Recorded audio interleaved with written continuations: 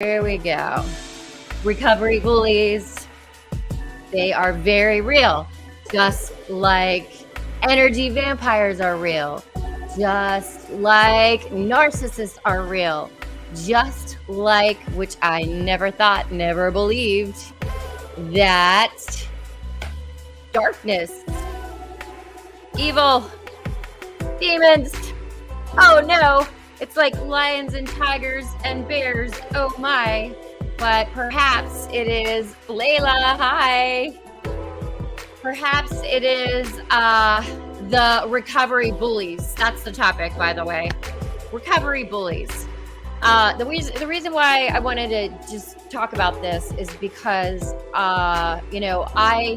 it took me a really pretty long time to get in the groove of finally getting sober, and so thank you. This is a really good filter. I just couldn't sit there and flip through filters, and oh my gosh. Thank you, and you too. I know Layla from freaking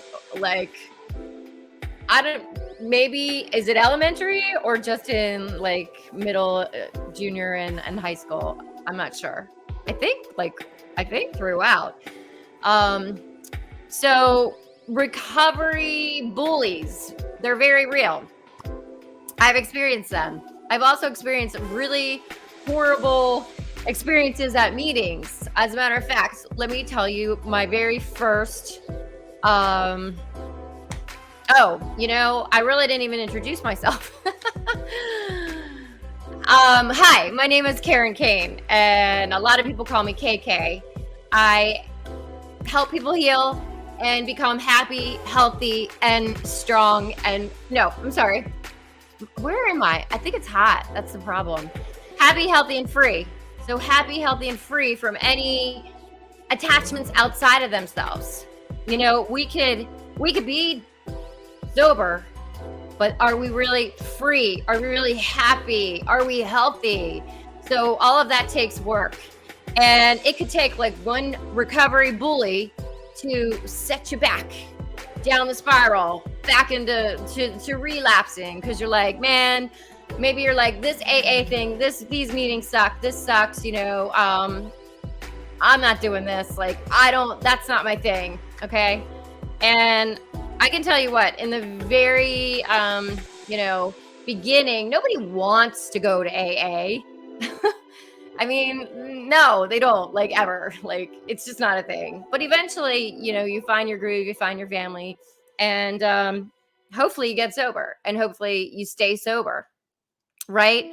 So I just wanted to share a little bit about my experience and getting sober, throughout the multiple times. So this is not my first time rodeo. And the other thing I want to share with you is that, I'm just sharing my story. I share experience, strength, and hope. I am just a human in this human body, souls in this human body, having this human experience, just like all of you. And I am never going to be perfect. Nobody can be. It's not possible, because we're human. So because we're human, you got to go easy on yourself and others, okay? So I just recently had a pretty horrible hater comment, and I wasn't sure if I'm going to tap into that, but I might, just to read it again and kind of maybe dissect it a little bit, because I think it was definitely a recovery bully. And so the first thing I want to, is this music too loud? I'm going to lower it a little bit.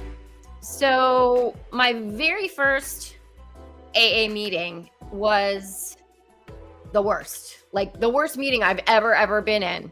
It was a candlelight meeting, and it was, hi Zio. It was a candlelight meeting in the basement of a church.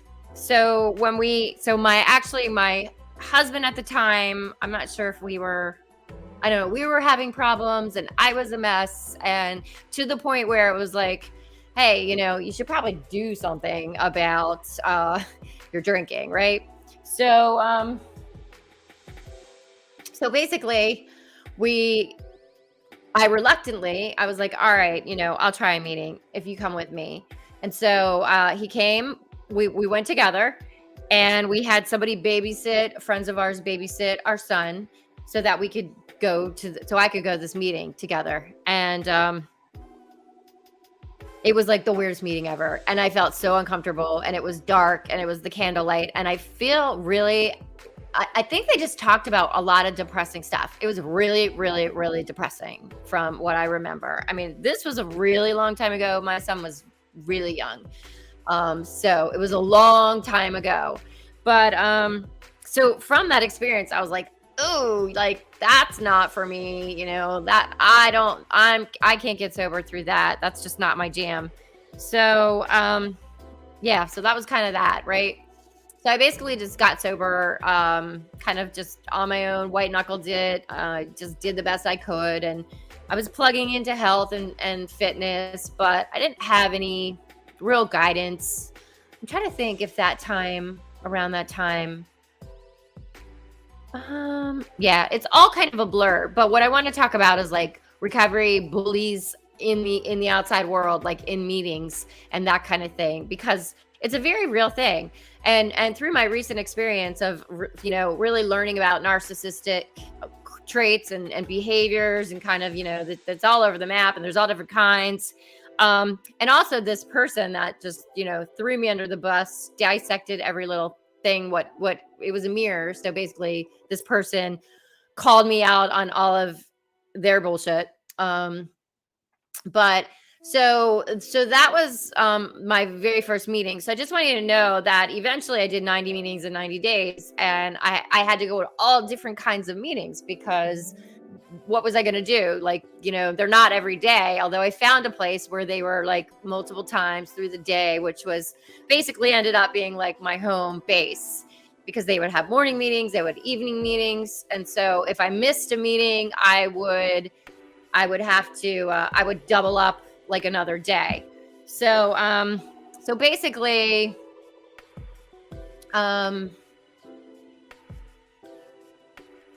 during that early sobriety of like this time around, so the earlier times I would pop in meetings, and at one point I was like, oh yeah, I'll join the home group so that I could like pretend, like I was part of it.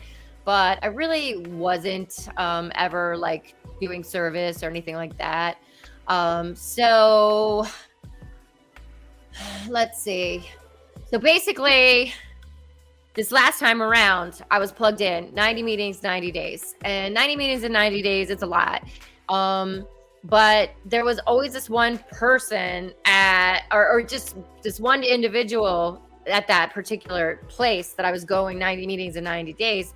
And every single time I saw them, they're like, did you find it? Did you get a sponsor yet? Did you get a sponsor yet? Did you get a sponsor yet? And, every time I said no, because in the very beginning I did find a sponsor, and she turned out to be a little bit like loopy, right? She did suggest that I do 90 meetings in 90 days.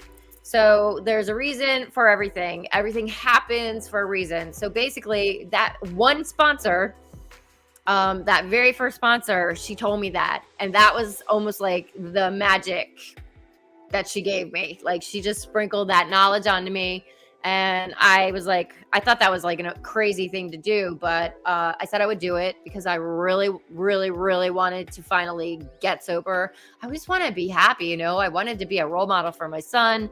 I wanted to be just not addicted or chained to something.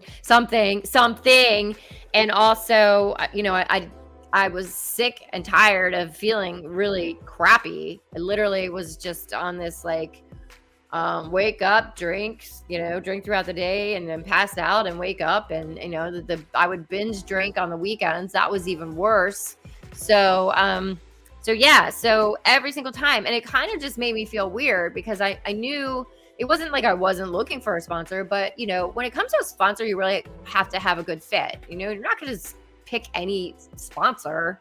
You're not, because eventually, through the process and the program of Alcoholics Anonymous, you you should do the steps. So this is someone that you're going to basically like unload your whole life to and your past to, and all your stuff, right? It's like you're unpacking your baggage and you're admitting like the things that you've done, and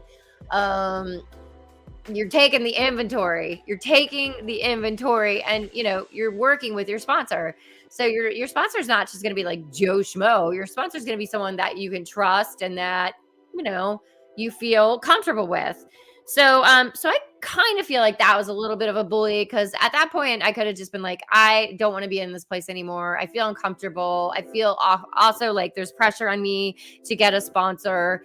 And luckily, I guess at that point I had enough confidence where I was like, no, they'll come when the student's ready, the teacher will show up, kind of thing.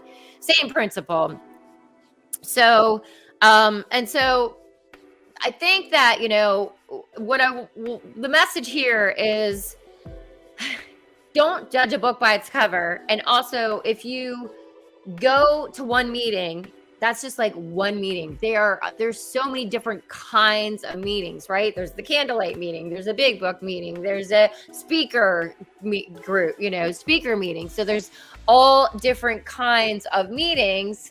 And so just be open to trying new things. My district is here. Hello. Be open to explore, and you don't have to go to one particular meeting. And now there's all the Zoom meetings. So it's like there's unlimited resources for you to get in the groove, stay in the groove. And if one place isn't working or one person isn't, you don't want to be around that person, you don't have to, is what I'm saying. So there are recovery bullies, literally recovery bullies. So recently I had an experience. So I don't know if you follow me at all. I have some, I didn't know about narcissistic abuse or narcissism traits or anything like that. And that last relationship I was in, it was so bizarro. And I was that was my first relationship sober. So after he broke up with me, it was the weirdest thing, and it was the discard. Just he was the textbook, honestly. If now that I learned all the qualities, but what I wanted to say is the commenter, which I guess maybe I'll read it to you guys just so you kind of can see what I'm talking about as far as like the recovery bully. And just share with you that it's like sticks and stones can hurt my bones, but names will never hurt me. It's taking yourself back to that childhood, and the childhood is probably where like things started to go like a little wacky wonky anyway. But this is our life, I also want to say, like, if you were to guide your inner child, or talk to your little inner child, or if you are young and you are still drinking, and maybe you're even in high school and you happen to come across this, no accidents, no coincidences. So what I'm going to say is, I was very reckless. Let me repeat that. I was very reckless. As a matter of fact, I'm very lucky to be alive. And I did some really stupid things, and, that I could regret, but I know I can't change the past, and it all creates who we are today. So if we embrace that, but what I'm saying is, like, you guys who are young, you don't have to go down that path, down the rabbit hole of trying to impress people, or being somebody or not, or doing, just and the drinking thing. Honestly, like that screwed up my life. Really, really screwed up my life. And, there's some messed up stuff that I did, and I feel horrible about it, and I can't change it. I'm lucky to be alive. I'm grateful. But, if you're out there and you're trying to fit in and you think you have to do like what everybody else is doing, and ultimately it's not good for you. And let me tell you this, the best high that I've ever had is now with the holistic, natural things that I do, which would be the ice bath, the cold water, yoga, running, just dancing, music, meditation. And granted, yeah, I'm old, like I'm older, but like just the thrill of an ice bath is beyond. It's like the best high that honestly I think that you could get. So you don't have to do the things that everybody else is doing, and if there's peer pressure, then they're assholes, and F them and go. Okay, so it's really a judge of character. If someone's treating you wrong, you do not have to listen to them. You do not have to be around them. You do not have to do what they're doing. And I really want to emphasize that to people who are younger, because I think we're programmed to think, oh, we have to be with somebody and then we have to get married and we have to have kids. And that's just like the path. But like, how many people are divorced these days? How many kids are born out of wedlock, and maybe then they feel unwanted, or the parents not there, or they got pregnant really fast, and you don't even know who the person is. And trust me, after dating a narcissist, they mirror you, they love bomb you, and they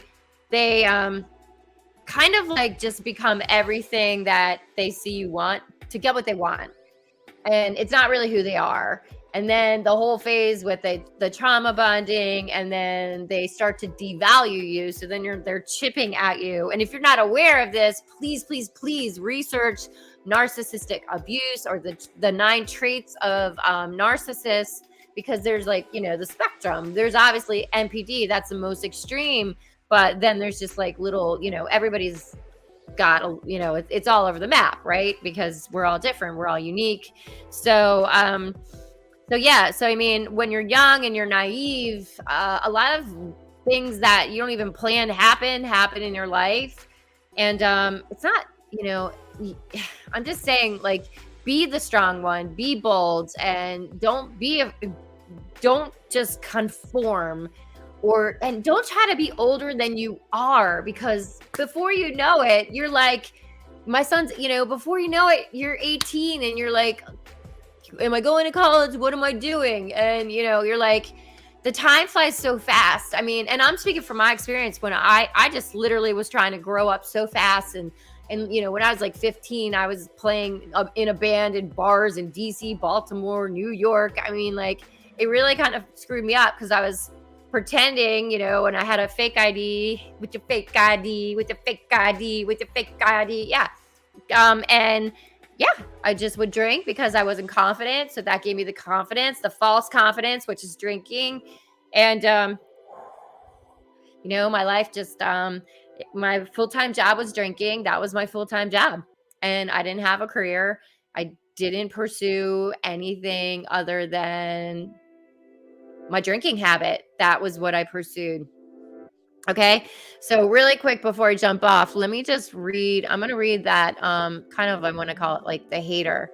I did for sure kind of knew what I wrote was going to instigate something like this, but because now I'm familiar with narcissism.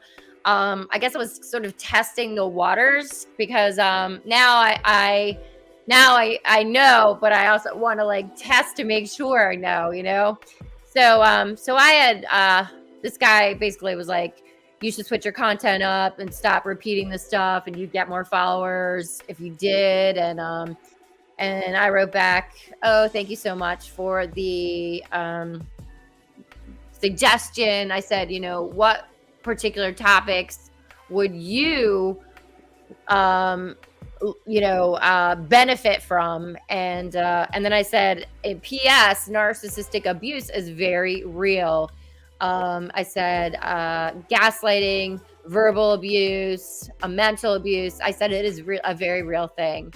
And so this guy, this is what he wrote, and I have to switch screens here. He wrote, Karen Kane, stop following you, laugh my ass off. So when I go like this, it's parentheses. You don't possess the qualities of leadership that would even come close to allowing you to lead me. So please don't flatter yourself. There's a lot of parentheses. I don't know. I'll just read it. So please don't flatter yourself. Part of your problem right there, he spells there wrong. That was the first thing I said to my son. And my ex-husband was like, did you tell him he spelled there wrong?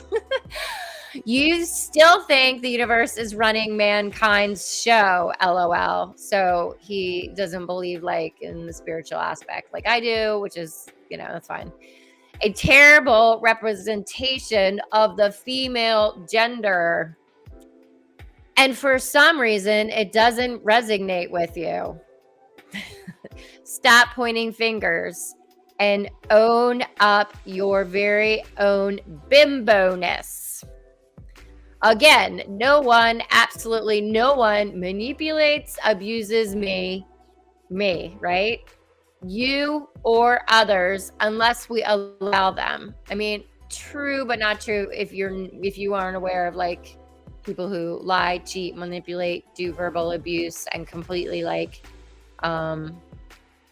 screw with your head. If you weren't aware, then you weren't aware. So you wanted to believe the best, believe in humans, and that's where I kept going. There's also the trauma bond. So there is something that's generated in the very beginning, the love bombing, and then the trauma bond. So you're like, it's totally a psychological mind f. Recently, I'll probably do a video about it, but recently I said to my therapist, I said, and this is going to be about another live that I do, that I tell you guys about something at the end of the relationship that happened. But while I was talking to my therapist, I said, I was in his nightmare. And she was like, whoa. Yeah, you're right. Like you were. I was in his nightmare. Because they're living in like a false reality. It's completely false. Of course, he would mirror that onto me and tell me that I don't live in the real world. But turns out that was just gaslighting me. Okay, he says, you choose to go along. Yes, your content is terrible. Your lingo is mainstream. Start your ownership today and get yourself together so you can be a positive role model. So I can be a positive role model for recovering community. Abstinence from substance doesn't equal recovery. So get your dry, drunk self in recovery. Thanks, clown.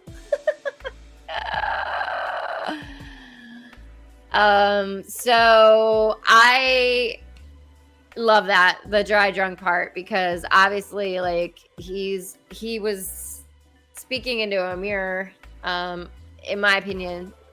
So as far as a dry drunk is like somebody who's not doing the work. So I meditate, I take care of myself. Maybe I don't go to meetings like often, but I would definitely speak at any meeting, and I follow like all the principles, keep my side of the street clean. I apologize, forgive. I do meditation. I take care of myself. I help people.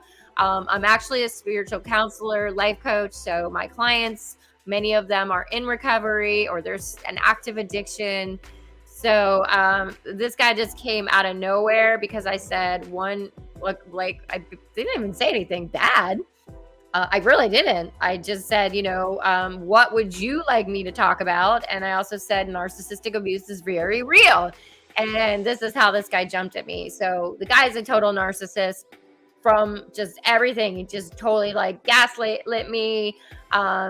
He tried to devalue me, degrade me, in every little form, so that he could feel better. So he felt like he was judged when I said the words I said.